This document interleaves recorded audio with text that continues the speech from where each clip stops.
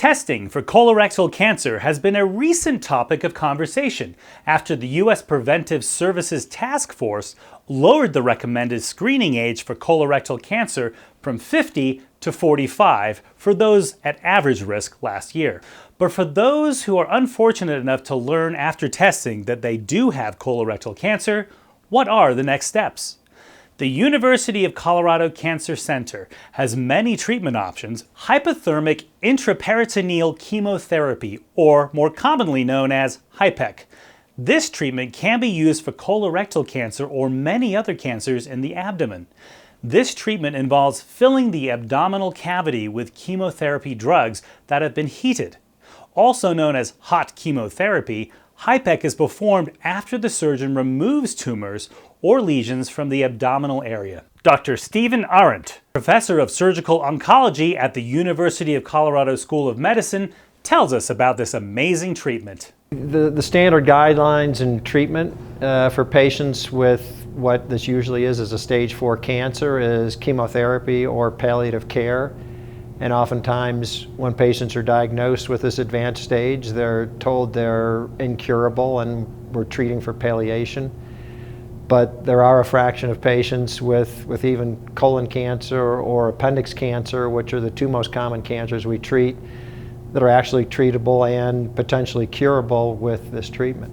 HIPEC is for patients with cancers that are spread around their abdominal cavity. It's 3 parts. What I explain to patients is basically part 1 is the operative part, and that really depends on the extent of the cancer. And then once all the cancer is removed, we move on to the next phase, which is usually an hour and 40-minute to 2-hour treatment where we infuse chemotherapy and heat the abdominal cavity up several degrees above normal temperature.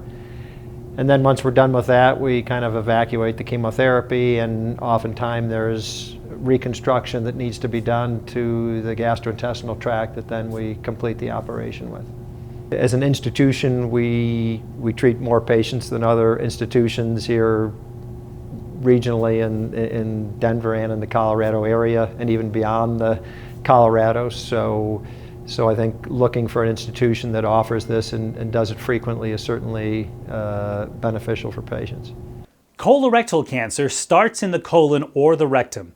Colon cancer and rectal cancer are often grouped together because they have many features in common. Cancer starts when the cells in the body start to grow out of control. Dr. John Vogel, professor of gastrointestinal, trauma, and endocrine surgery, tells us about possible treatment options for this terrible disease. Colon cancer affects about 100,000 people in the United States. But what Dr. Arendt was talking about, and something that he's very specialized and experienced in, is the surgical management of peritoneal metastases.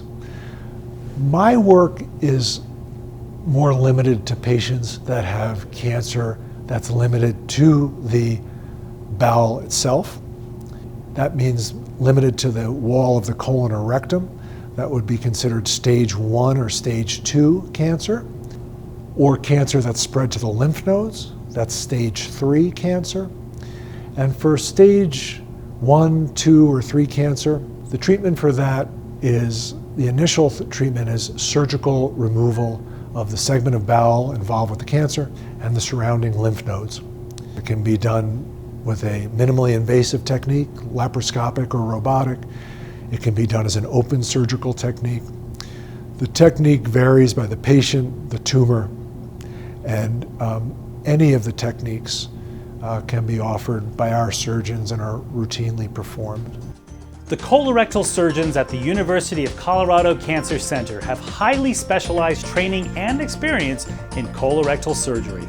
University of Colorado Cancer Center is the only NCI designated comprehensive cancer center in the state, giving patients access to the best providers and clinical trials.